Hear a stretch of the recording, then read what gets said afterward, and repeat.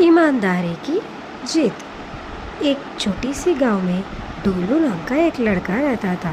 डोलू ने उनके पत्नी के साथ रहता था। डोलू बहुत उदास लग रहा है क्योंकि डोलू कितना भी कोशिश कर ले ज़िंदगी में, परंतु डोलू को एक अच्छी नौकरी कहाँ भी नहीं मिल रहा है। इसी की वजह से डोलू बहुत उदास रहते थे। उनकी पत्नी डोलू के पास आकर ऐसे बोलते हैं, आप क्यों उदास दिख रहे हैं? आपको पता है ना, हमारे गांव के ज़मींदार बहुत अच्छे इंसान हैं।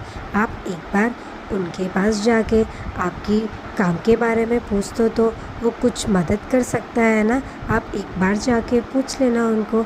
इस तरह डोलू को पत्नी डोलू को सलाह देता है और डोलू ने इनकी बात मान के उस आदमी को मिलने के लिए बाहर जाते हैं।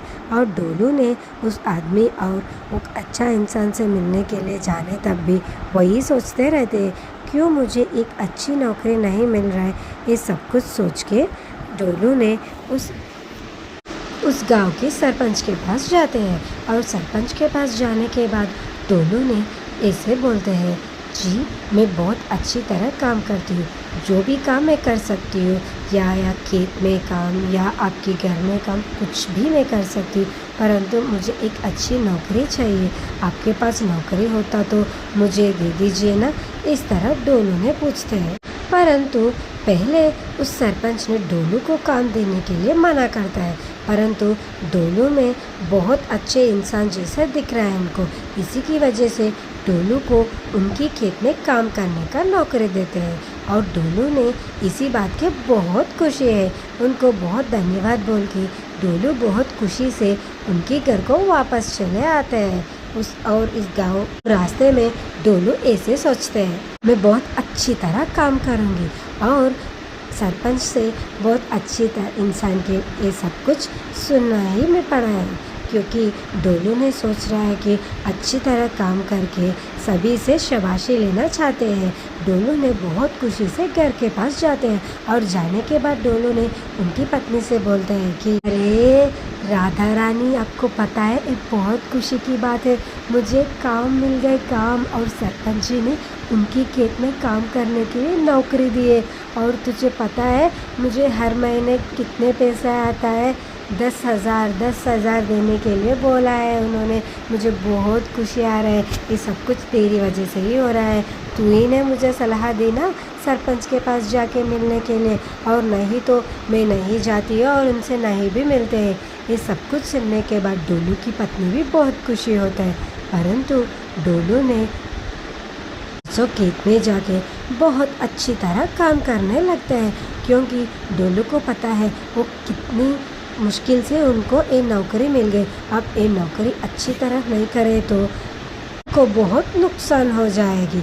इसकी वजह से डोलू बहुत अच्छी तरह काम करते हैं और ये सब कुछ सभी को पता चलता है। कुछ दिनों के बाद डोलू जैसा काम कोई भी नहीं कर रहा है खेत में। ये सब कुछ सुनने के बाद सरपंच को भी ये बात पता चलता है। सरपंच ने डोलू को देखता है।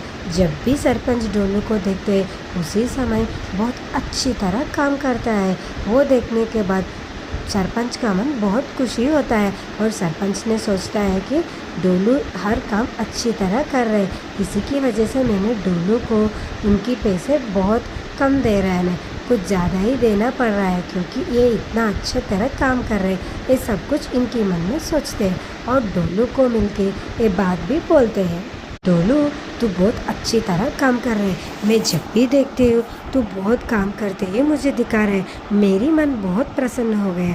मैंने आपको 10,000 देने के लिए बोला ना हर महीने, परंतु मैंने मेरी मन चेंज करके आपको 20,000 देना चाहती हूँ।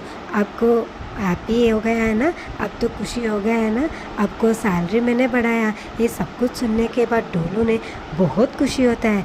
सच में सरपंच जी आप मुझे 20,000 देगी? मुझे बहुत खुशी हो रहा है, क्योंकि मैंने सोचा भी नहीं था इतनी जल्दी मेरी खर्चा मेरी पैसे इतनी ज़्यादा हो जाएगी। डोलू बहुत खुशी होता है और बहुत प्रसन्न होकर भी सरपंच को धन्यवाद बोलता है। सरपंच भी बहुत खुशी होता है और सरपंच बोलते हैं कि ऐसे ही काम करते रहे हो डोलू, आपको सैलरी बहुत बढ़ जाएगी, ऐसे बोलता है। डोलू बहुत खुशी खुशी से इनके घर के पास जाके इनकी पत्नी को बोलते हैं, तुझे पता है राधा रानी, मेरी सैलरी बढ़ गई। अब मेरी सैलरी 10,000 नहीं है, हर महीने मुझे 20,000 मिल रहा है। ये सब कुछ सुनने के बाद डोलू को पत्नी भी बहुत खुशी होता है। ये ईमानदारी की जीत हो गई है। ईमानदारी से कुछ भी करते थे उनकी जीत हो जाएगी।